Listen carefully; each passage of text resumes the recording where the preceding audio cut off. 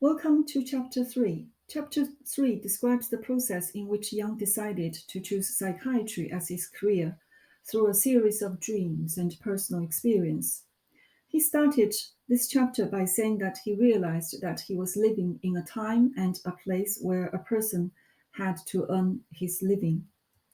This started with a choice that he needed to make for his university subject between religion and science, and then continued to another decision regarding career choice between medicine and psychiatry. In terms of the first choice between science and religion, Jung had two dreams which illuminated to him that although he would have to battle with his two personalities, he had to let personality one lead his normal life, and his personality two would be like his shadow and be left behind. His first dream was I was in some wood. I came to a little hill, a burial place, and began to dig. After a while, I turned up, and to my astonishment, I saw some bones of prehistoric animals. Then his second dream. I was in a wood in the darkest place. I saw a circular pool surrounded by dense undergrowth. Half immersed in the water lay the strangest and the most wonderful creature, a round animal shimmering in opalescent hues and consisting of innumerable little cells and organs shaped like tentacles. It was a giant radularian.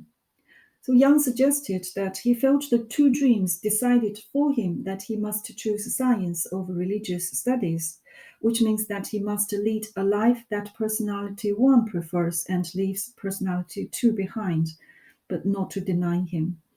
So Young was very practical in dealing with his two personalities as he realized that as a young man he must make his living.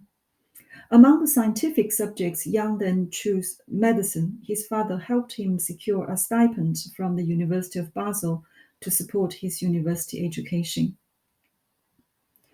Young's father's religious doubts. The marriage of Young's parents was not a happy one. His father suffered from irritability and discontent. Although Young tried to strike up conversations with him, his father was not able to engage.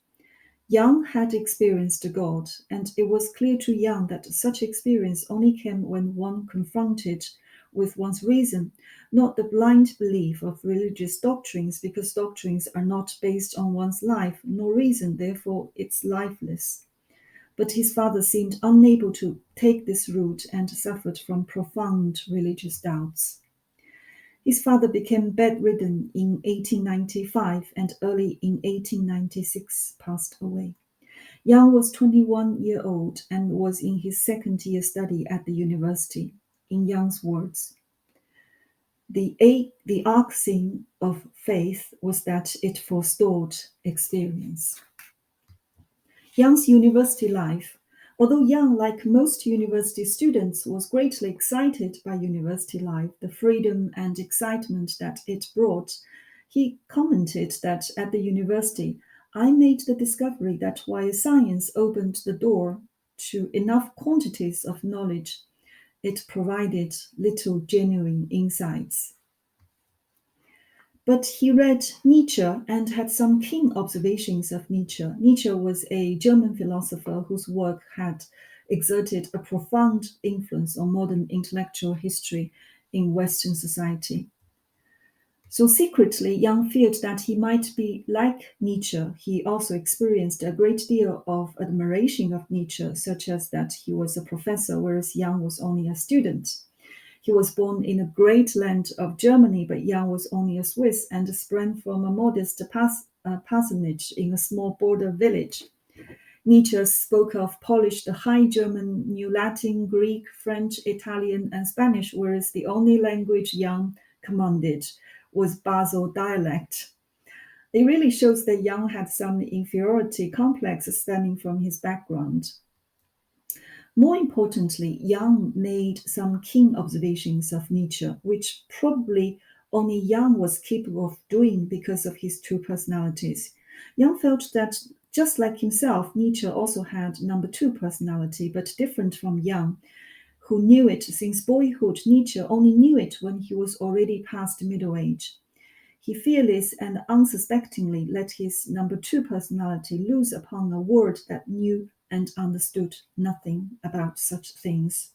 By contrast, although Jung also showed some of his deviating behaviors from young age, he realized that was not something common among people, so he consciously decided to let his personality one lead his normal life and leave his personality two behind. So in a way, Jung learned to protect himself, whereas Nietzsche did not. Then came the decision between a career in medicine or in psychiatry. Although Jung was interested in becoming a surgeon, the fees involved was too high, so he abandoned the idea. Then the choice was between medicine and psychiatry. Again, Jung was interested in and good at medicine, but some experience at home helped him decide to pursue psychiatry. One day at home, the dining table, which was of walnut solid wood, came split from the rim to beyond the center. And a few weeks later, a bread knife in the dining room sideboard was cut into pieces. All his family, that is, his mother, his younger sister, and their maid, were frightened. It made Jung believe that psychiatry is what he's more interested than medicine. What sealed the decision in psychiatry, in his words, it had become clear to me in a flash of illumination that for me the only possible goal was psychiatry.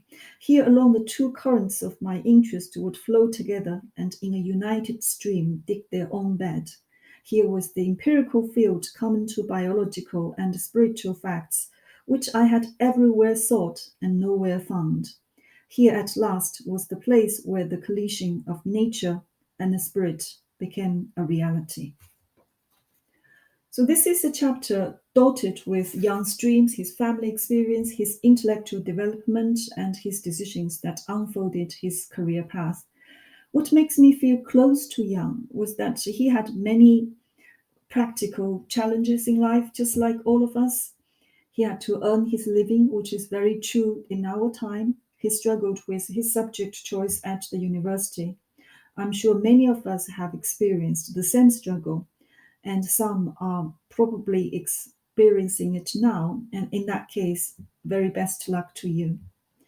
Jung had to give up becoming a surgeon because of financial reasons. Again, I think this happens to many of us too. So his experience reflects much of our experience. Life as a whole has not changed much since Jung's time.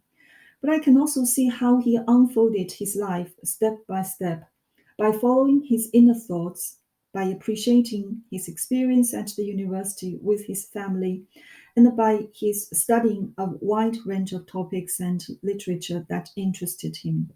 So, as a reader, I feel assured that it is not unusual to struggle in life. Indeed, life is hard and full of challenges.